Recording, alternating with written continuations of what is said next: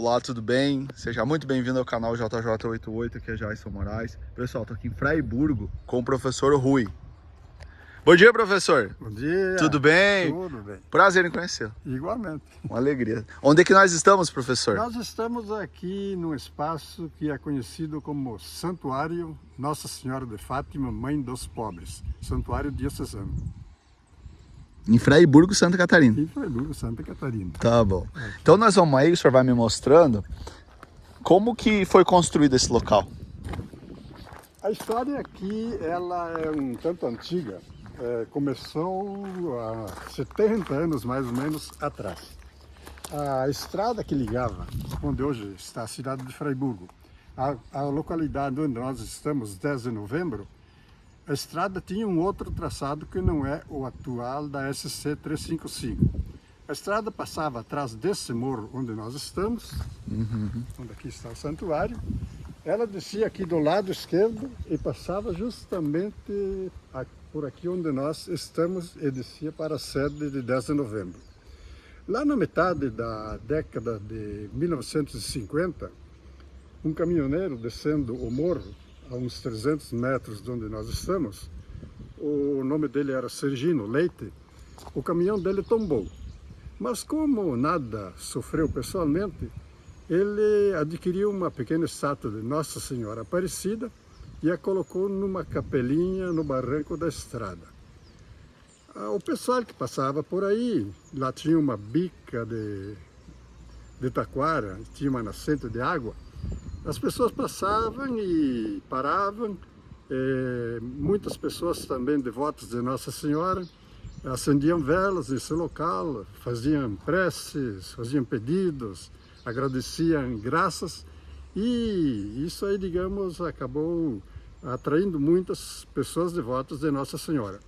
Acontece que um tempo depois, essa imagem de Nossa Senhora Aparecida apareceu queimada. Na verdade, foi incendiada. Não se sabe se foi proposital ou se foi uma vela daquelas ali que queimou. Um acidente.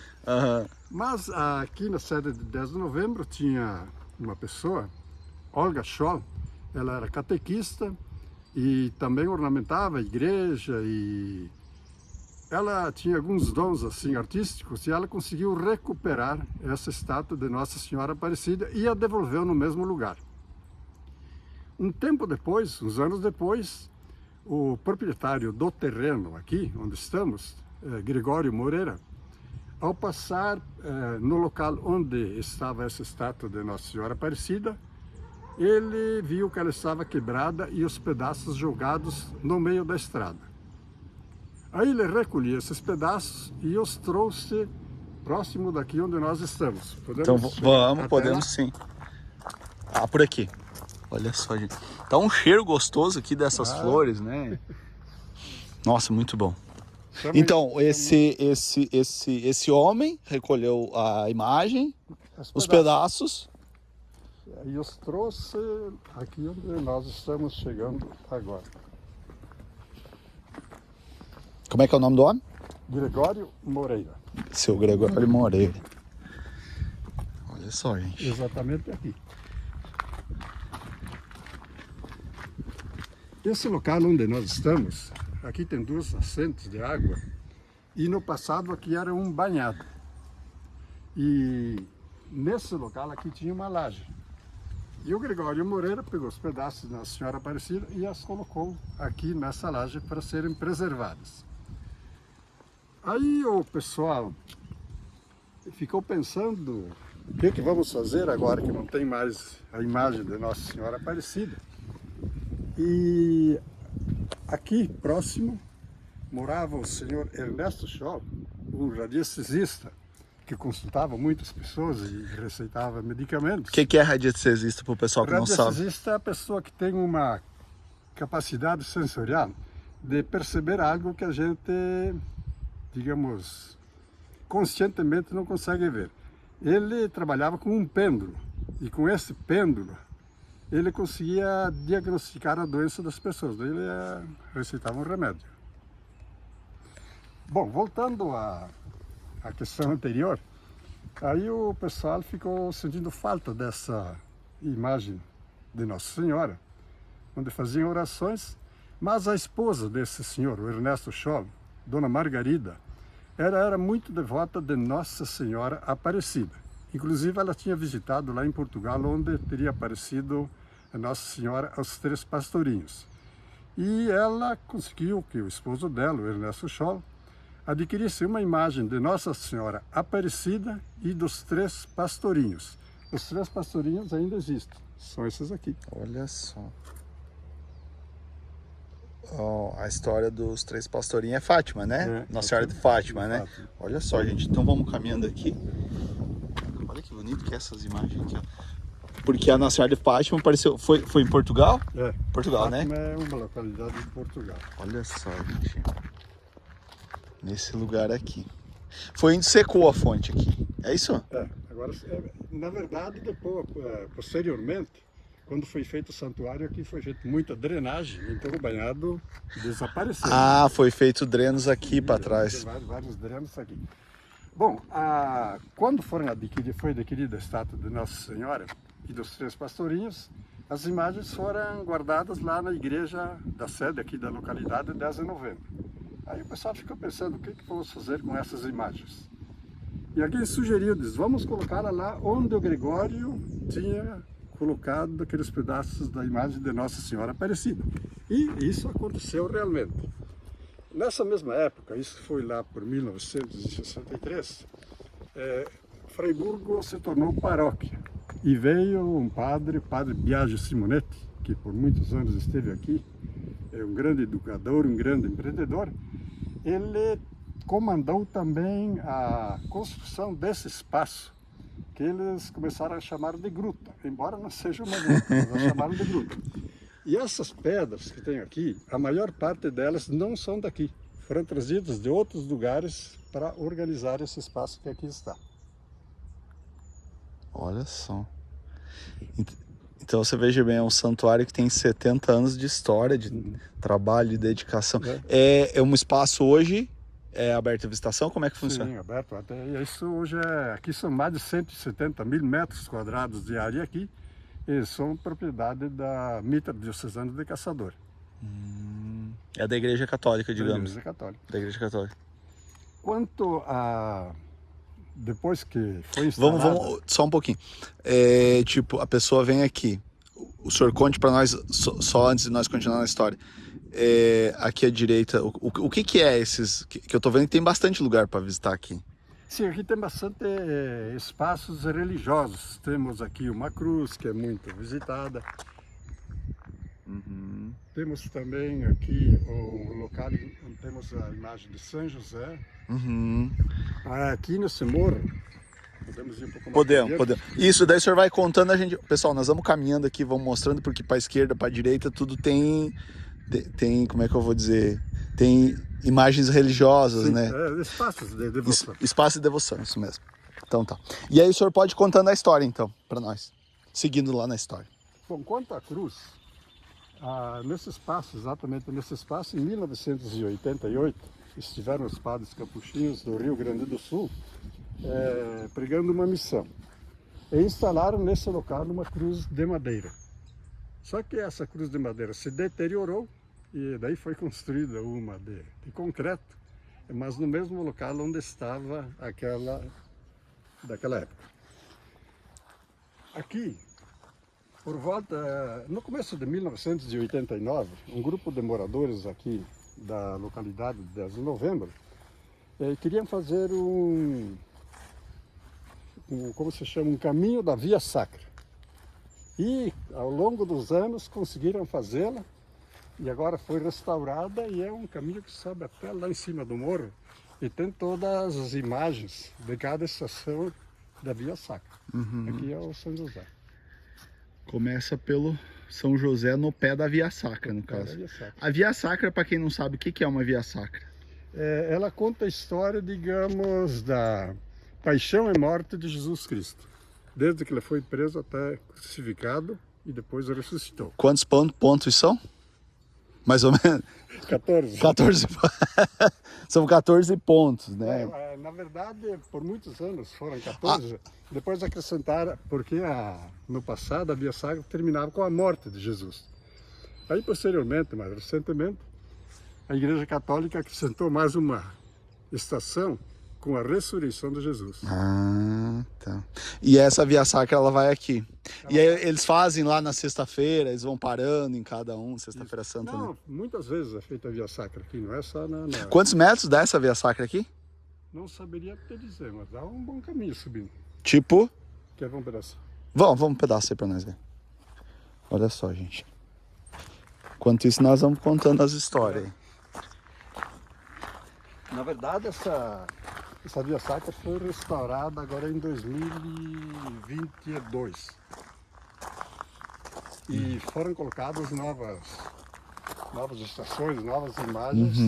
E as antigas, elas foram transferidas para uma outra Via Sacra, que está mais aqui abaixo. Tá, uma pergunta pro senhor aqui. Ali o que que é? Aquele salão lá que passou lá. Esse é o salão de festas, né? Salão de Quando há romarias, aí... Aqui. Esse é o santuário. Ah, aqui é pra ser o santuário mesmo. Mas só que o santuário foi projetado para ser mais do que isso. E isso quem construiu foi esse padre que eu falei, o padre Biagio Simonetti. Mas daí parou aí. Esse padre em 60 que o senhor falou que ele teve aí? Não. Em 63 ele veio. Já é falecido agora. Era um padre italiano. E quando ele parou, a obra parou. Não, na verdade ele fez os alicerces, as colunas e a laje. Aí depois ele ficou doente e acabou voltando para a Itália. Mas aqui há um projeto agora já para completar isso aqui. Olha só. Muito bom. Aqui é o caminho da Via Sacra. o caminho da Via Sacra. Ele deve ser um pouco extenso, né? Porque Sim. ó, aqui é a captura de Jesus, né? A prisão, eu acho, pelo jeito. Ó. E aí vai. Dando voltas até chegar no topo do morro. Tá chegando no topo do morro. Muito bom. Aqui à esquerda tem uma água que eu tô vendo. Sim, aqui é uma das nascentes. Uma das nascentes. Quer dizer, hoje a água já não é mais potável, né?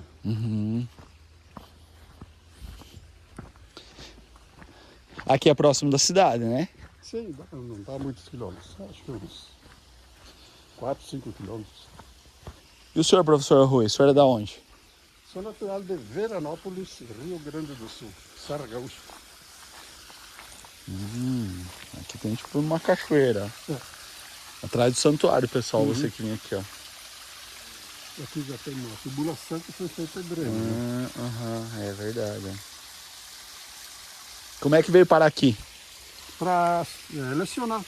Porque lá a minha formação é para magistério, né? E lá no Rio Grande eu não abria espaço, e daí fiquei sabendo que em Freiburgo havia essa possibilidade e vim. Um concurso público, é isso? Não. Não. Na verdade, mais tarde eu fiz concurso público, mas eu mais trabalhei num colégio que era uma fundação, que era particular. Quem administrava era o padre Biagio. O padre Biagio era o vigário e era o que comandava a educação em Freiburgo. Ele ia além de consultor. Olha né? só, mas então o homem era... Esse projeto, digamos aqui, desse santuário, que depois vamos ver por dentro, é projeto dele. Obra dele. Que coisa. Para cá tem mais um jaçozinho. E o senhor já aposentou na aula? Como professor? Sim, já, professor de quê? De magistério, né? Olha, eu dei mais aula de língua portuguesa e literatura brasileira. Mas eu tenho outras formações, inclusive em História Geral do Brasil, né? Eu tenho pós-graduação nessa área. Se alguém que está assistindo aí foi aluno do professor Rui aí, deixa um comentário para nós. Imagina, 30 e poucos anos dando aula, teve algum aluno. Eu também dei por muitos anos aula na Universidade do Contestado, aqui é a sede em Caçador, né? Hoje é a Uniarp. E também daí muitos alunos de muitas regiões aqui, de lugares aqui dessa nossa região foram meus alunos. Né? Vários cursos. A Universidade do Contestado Hoje É federal? Estadual? Não, eles chamam de comunitária. Ah, é comunitária. Quais cursos que tem ali na Universidade do Contestado? Hoje tem uns 30 cursos. Nossa, Sim, então passou tem até muito. medicina, tá em Olha Caçador. só, então passou muita gente por ali. Sim. Se você passou por ali, pessoal, Universidade do Contestado, comente pra nós aí. Eu dei aula em vários cursos, né? De administração, ciências contábeis, turismo, até enfermagem. Olha só. Dentro da minha área O senhor falou, investimento. o senhor falou hoje, né? E medicina, né? E deve ter muito na área da. Poder muito? Na área da educação, né? Na verdade, o mentor da criação dessa instituição foi até um professor meu, que ele era professor meu que eu fiz graduação lá em Ijuí, no Rio Grande do Sul, Dom Orlando Dotti. E lá no Rio Grande já havia essas fundações, aqui em Santa Catarina estavam apenas começando. Dele foi nomeado bispo em Caçador e ele que já regimentou, que se mobilizou a população de Caçador para criar essa instituição, que depois acabou virando universidade. Né? Olha só. Pois é, o senhor falando tudo que o senhor falou me tocou de uma coisa. O quanto a igreja foi responsável pela educação do povo desde sempre, né? É que no passado não havia escolas públicas. Então, quem realmente educava o povo ou eram freiras ou eram os padres. No caso, em Freiburgo, quando Freiburgo se tornou município no final de 1961, em dezembro, finalzinho. E o padre Biagio chegou no começo de 63. Então, digamos, logo após a criação do município. Na cidade, só existia um grupo escolar que formava pessoas até a quinta série. O padre Biagio chegou em março de 63. Em 1972, já se formou a primeira turma em contabilidade, do ensino médio. Ele era um grande incentivador da educação. Olha só. Então, tem outro... tem um outro... Outra nascente d'água. Outra nascente. Então, então ele era um grande incentivador, né? Sim. Pois é, e aí o senhor deve ter um pouco de conhecimento do monge João Maria, né? Porque é aqui perto do senhor, né? Uhum. Porque, não sei, pelo que eu vi um pouco na história, o monge João Maria, ele entrou numa região, me corrija se eu estiver errado, ele entrou na fé das pessoas numa região onde não tinha muita presença da Igreja Católica. Exatamente. Os monges eram isso mesmo. Me fale um pouco disso e do João Maria. Não, o João Maria, eu tenho conhecimento, ele andava, digamos, nos caminhos onde andavam os tropeiros. E o monge João Maria, ele parava sempre, ele não parava em casa, né? Ele pousava mesmo no mato, ele procurava onde tinha alguma caverna, alguma coisa, mas principalmente perto de locais onde tinha água. E daí ele atendia as pessoas, receitava aí, medicamentos não, mas naquela época eram chás, né? E o pessoal também o considerava como se fosse um santo, né? Porque ele dava orientações assim positivas, né? E ele não, como é que é? E o pessoal que está assistindo nós do Brasil afora, ele era como o senhor falou, um monge que na nossa região aqui ele teve uma influência muito forte, né? Sim, nós temos em Caçador, tem um museu, né? Que tem muita coisa relacionada a essa questão do contestado, que foi uma situação muito triste essa, né? A guerra do contestado. Mas realmente aconteceu e hoje o pessoal procura, digamos, especialmente os descendentes dos caboclos, eles procuram manter a memória da história passada deles, que foi uma história muito triste. Inclusive, aqui no município de Freiburgo, houve aqui numa localidade chamada Taquarussu, houve uma das maiores batalhas, na verdade não foi uma batalha, o exército destruiu e queimou toda a cidadezinha onde tinha os jagunços. Na verdade, os homens e as pessoas sãs já tinham se retirado quando o exército chegou.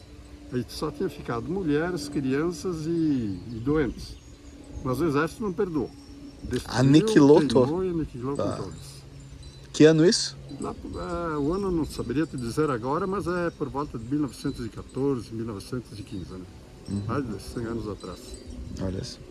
Perto dessa localidade do Tocoreçu, que já é no município de Monte Carlo, tem um grupo que eles chamam Renascença Cabocla. E daí eles fazem, inclusive, anualmente uma festa cabocla com comidas típicas do caboclo e danças típicas daquela época. É bem interessante também Registrar, né? registrar isso aí. Uma homenagem. Tem uma sede assim. Uma homenagem para esse bem povo típica, aí. né? Show de bola. Eu quero mostrar aqui que estou vendo aqui uma abelha sem ferrão. Conhece? Qual que é? Eu não conheço. Eu acho, Nós chamava na época tudo dessa vez tudo é abelha mirim.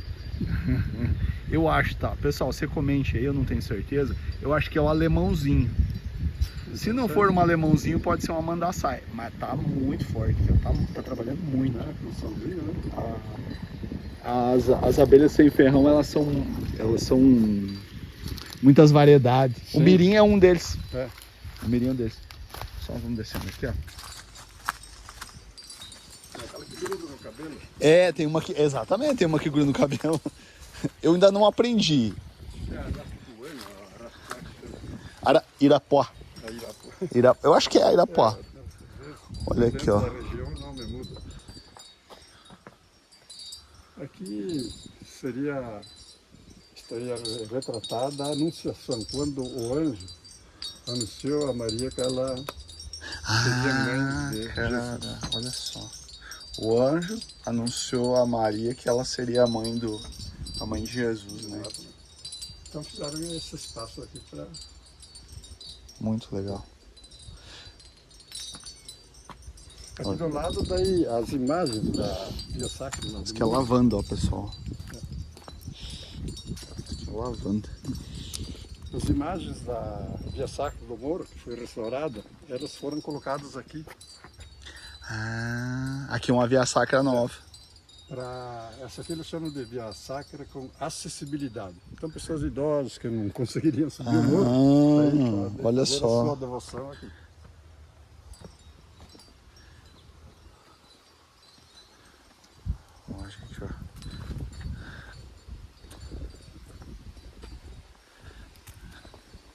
Uma Via Sacra.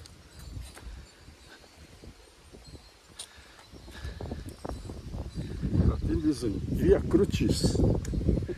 Eu estudei seminário, daí estudei latim.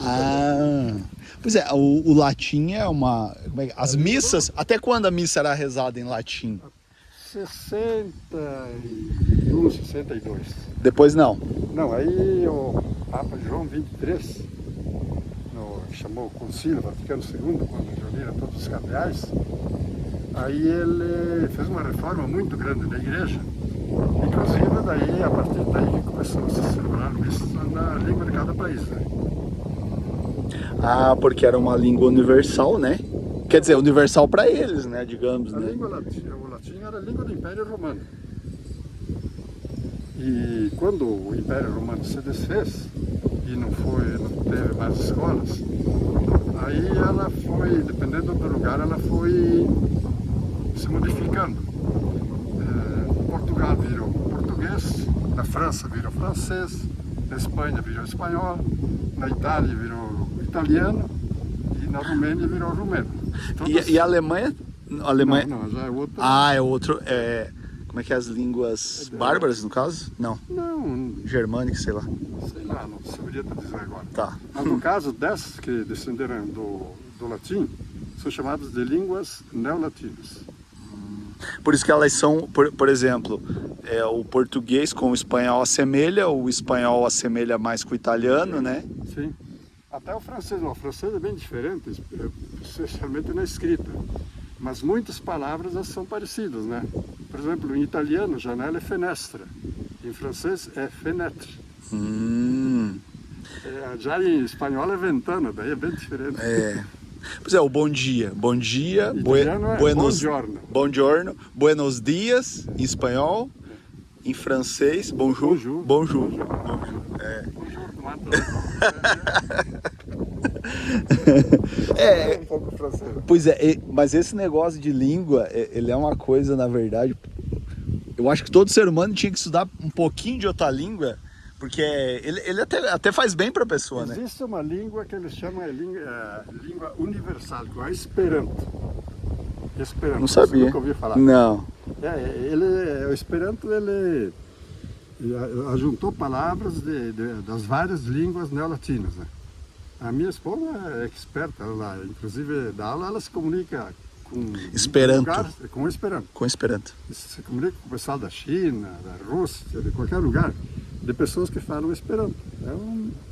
Tá, mas ela é uma língua Ela foi criada, agora não saberia te dizer quando, mas ela foi criada para ser uma língua universal. Só que ela é universal, mas não é tanta gente que conhece, né?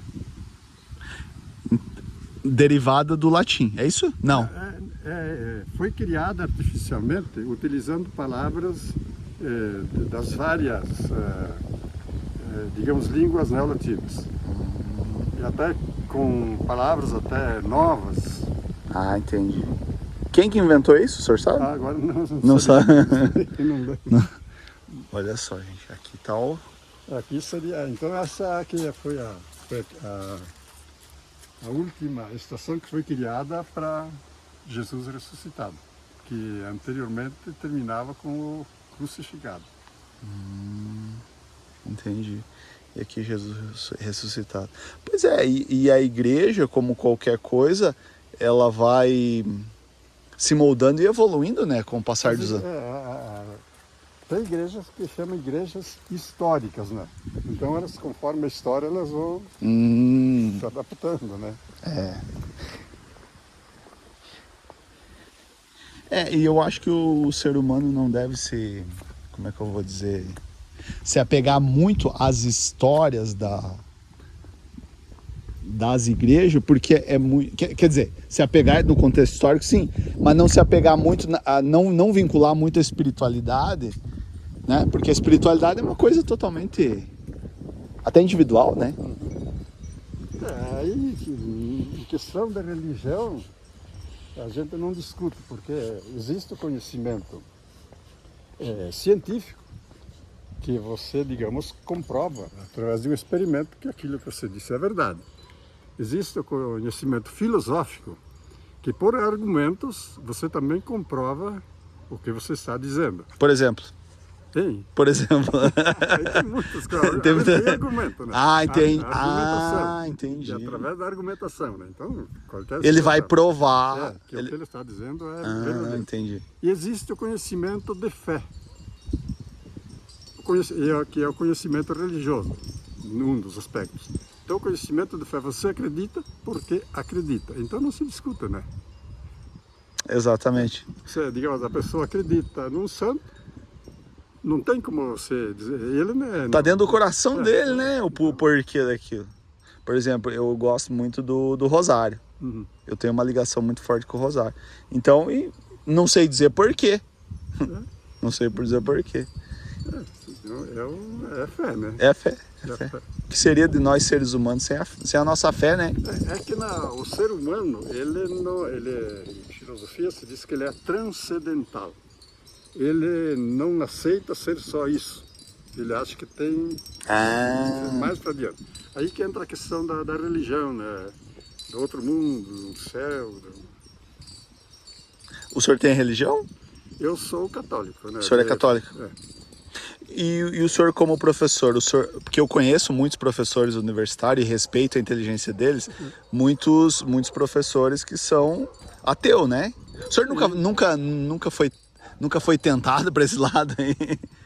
Olha, eu não gostaria de falar da religião, viu? Então vamos lá. Na verdade, eu nem frequento a igreja. O senhor não... Não, mas eu respeito. Agora, como eu falei, é uma questão que não se discute. A religião, a pessoa acredita porque acredita, ou desacredita. Tá certo.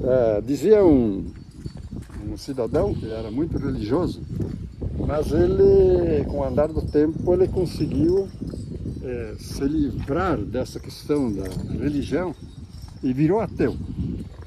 Aí quando ele se tornou ateu, ele disse, graças a Deus, agora sou ateu.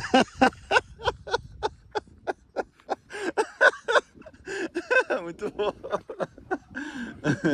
Tá, o santuário é pra cá, né? Aqui em São Francisco. Ah, o São Francisco. Pois é, o São Francisco, ele tem uma ligação... Eu estudei os padres capuchinhos do Rio Grande do Sul, que foi fundado pelo São Francisco. Por São Francisco, né? Ele é inspirado em São Francisco, os capuchinhos, né? Sim, sim. É, como é que é? Eles são muito... A simplicidade, Sim. né? Toda essa questão aí. Escuta, o padre, o Papa... O Papa, ele é... Jesuíta. Ele é jesuíta. Eu ia perguntar. Os jesuítas, eles foram fundados, eram conhecidos como soldados de Cristo. O Papa que fundou, ele, digamos, era uma congregação que era para defender a igreja, né? Então eles são conhecidos soldados de Cristo. Companhia de Jesus é o nome correto. O jesuíta. É, inclusive, e o jesuíta... Uns dizem Jesus Christ Company. Viu? E tem a questão do jesuíta, né? Que um pouquinho da história do Brasil que nós sabemos, ele chegou junto aí com a... Sim, os primeiros, né? Ele chegou junto. No Brasil, os primeiros foram os jesuítas e, posteriormente, os franciscanos.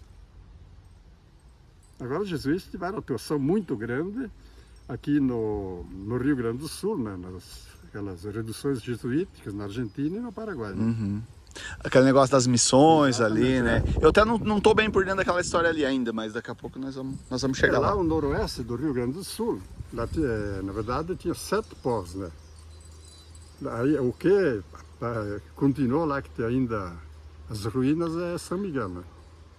Lá no 7 santos, 7 povos. 7 povos das missões. Né? Tá. 7 povos. É que os jesuítas eram tipo... a função deles era, digamos, catequizar os índios e eles chamavam cada local de redução. Os padres que comandavam. Aí os índios todos, eles trabalhavam, mas ninguém tinha uma propriedade. Tudo que era produzido depois era distribuído igualmente para todos. Era um comunismo. Uhum. O padre. Os jesuítas. Os jesuítas. Tá. Entendi. E eles eram bem avançados. Olha só. Olha, eu visitei lá São Miguel, porque Juí não fica muito longe, onde eu fiz graduação, lá no noroeste do Rio Grande. E no Brasil nem se pensava em fundição, isso foi muito depois. O sino que tinha lá na igreja de São Miguel, que hoje está lá no museu, foi fundido lá pelos índios. Que os padres jesuítas já tinham conhecimentos mais avançados, né? Pois é, eles tinham, tem aquela cor, o ouro dos jesuítas, que os jesuítas escondiam e tal. Lendas, né? Não, acho que ouro, acredito que não, porque aqui no sul não é uma região que tivesse muito ouro, né? Então acho que isso aí não procede. Isso é história. Olha só.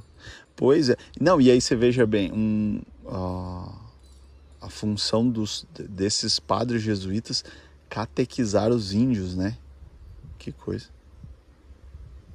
Era uma função muito...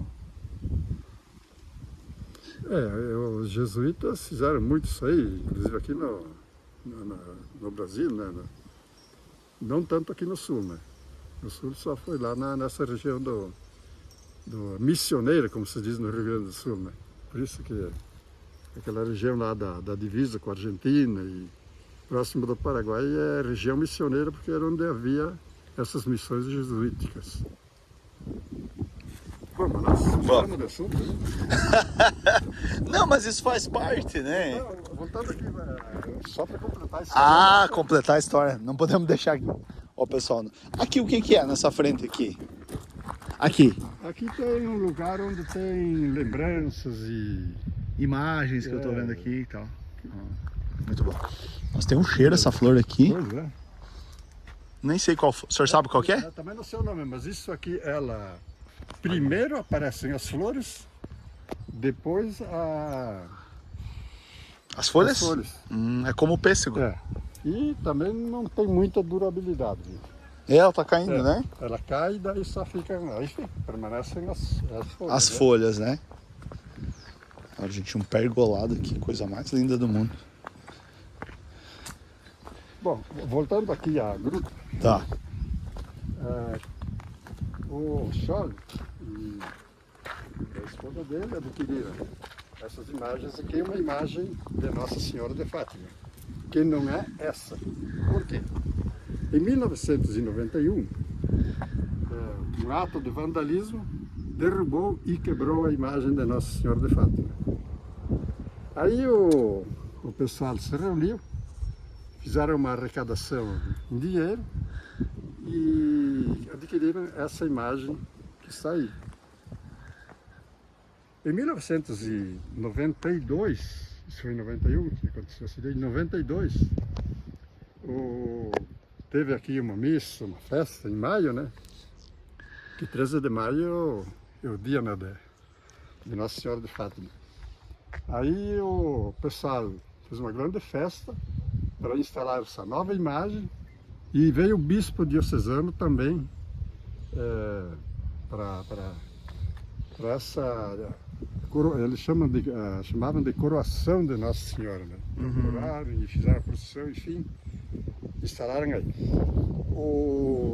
Naquela época, o bispo Dom Luiz Colucci, que já falecido há muitos anos, ele quando chegou em Caçador, ele estava procurando um lugar para construir um santuário dedicado a Nossa Senhora de Fátima, que ele era muito devoto de Nossa Senhora de Fátima. E procurou lá na Macieira, em Caçador, vários lugares, mas nunca era um lugar tão amplo, enfim, que fosse possível construir o que ele desejava. Nesse maio de 1992, quando ele veio aqui, o padre Biagio Simonetti, né, sabendo dessa ideia do bispo, depois da cerimônia, diz, bispo, por que não fazemos o santuário aqui? Aí o bispo achou interessante o lugar, né? No ano seguinte, quando ele voltou, em maio novamente, aí ele assinou o decreto da criação do santuário e benzeu a pedra fundamental do santuário. Olha só. O padre Biagio já tinha saído aqui de Fraiburgo, né? Tinha voltado à Itália, e a comissão nomeada para construir o santuário não se habilitou a construí-lo. Aí procuraram ver onde o padre Biagio estava. Ele tinha voltado para o Brasil e estava lá no Amapá, em Parintins. E ligaram lá para ele para ver se ele viesse para comandar a construção do santuário. Ele topou e voltou. Isso em março de 2005.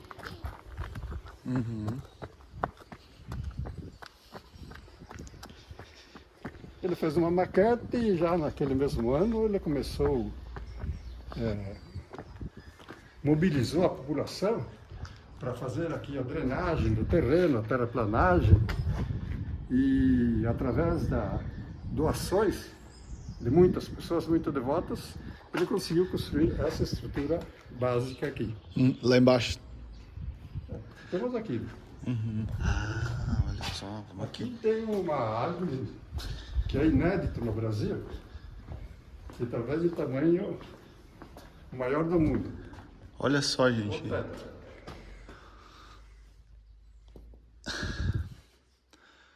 Como foi feito esse teto aqui? Aqui foi feita primeiramente uma laje, aí dentro colocaram uma lona por baixo, né? A lona, na verdade, era daquelas correias lá da fábrica de papel, que de tempo em tempo eles tiram. Aí encheram sacos de serragem e foram colocando aqui, né? Olha só. Aí, deu um trabalhão. Olha só, gente. Isso aí é cimentar. E daí, por cima, colocaram mais um pano, e daí colocaram concreto. Ficou muito legal. Dá uma sensação que você tá numa caverna. Exato. Né? Dá uma sensação que você tá numa caverna. Olha só, gente. E, inclusive é grande, né? Isso aqui cabe muitas pessoas aqui dentro. Olha só, gente. Que show de bola. Valeu a pena você ter ficado até o final do vídeo, gente. Olha só. aqui é Fátima, né? Essa é a Fátima.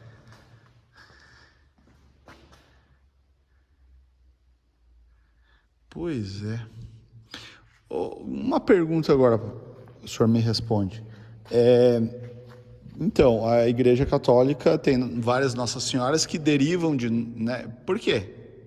Uma é Fátima, outra é Lourdes, outra São denominações diferentes que o pessoal Nossa Senhora Aparecida no Brasil, né? Porque apareceu... Ela apareceu lá no Rio, né? Nossa Senhora de Fátima, o quê? Teria aparecido lá em Fátima. Nossa Senhora de Lourdes, porque apareceu lá em Lourdes, lá na França. Todas... Em Guadalupe, assim por diante. Tem Nossa Senhora do Parto. Bom, Saúde. Tem até Nossa Senhora de todas as nações. Nossa, mãe. Na verdade, o Ernesto Scholl, o radiestesista, que adquiriu com a esposa dele as imagens, ele era devoto de Nossa Senhora das Nações. Pois é, os italianos, que eu ando muito aí, eles são de Caravaggio, né? Caravaggio, eles trouxeram as Caravaggio lá da Itália, né? Sim. Então, nossa, é muita coisa. Mas todas são Maria, é isso? Sim, tudo é a mãe de Jesus, né? Só com denominações diferentes. Vertentes diferentes. Olha aqui que flor. Gente, a flor é original, ó. Olha que lindo. Muito show de bola. Aqui tem no passado, aqui corria água. Olha só, gente. Lá onde tem o que se chama de gruta. Mas aí, num determinado momento, quando começou a dar o problema do mosquito da dengue, aí acabaram eliminando a água que passava por aqui. Porque tem água aqui, né? Aqui tem missas semanais, essas coisas assim? Mensal? Tem várias Tem um calendário e tal. Sim. Como que as Houve pessoas... aqui celebrações de ordenação de padres, enfim. Quando, por ocasião lá da festa de São Cristóvão, também aqui veio uma romaria de caminhoneiros e motoristas. Como que... como é que é o nome certo daqui do santuário? Hoje é conhecido como santuário. Santuário Nossa Senhora de Fátima, Mãe dos Pobres, é o nome oficial. Mãe dos Pobres. Ó, Mas pessoal, você procura Freiburgo, o mais antigo é Santa Catarina. Entendi. Eu até fiz um resgate histórico. Quem me pediu para fazê-lo foi uma senhora, que ela morava aqui, ela desde pequena, ela mais ou menos da minha idade, ela acompanhou assim de perto tudo o que aconteceu. Então, um dia ela me procurou, diz, olha, o pessoal fala em santuário, diz, mas a história é bem mais antiga. Para nós é a gruta, não é o santuário. Aí que eu comecei... Há 70 anos. Comecei a conversar com uma pessoa, com outra, aí uma contava uma parte da história, outra contava outra.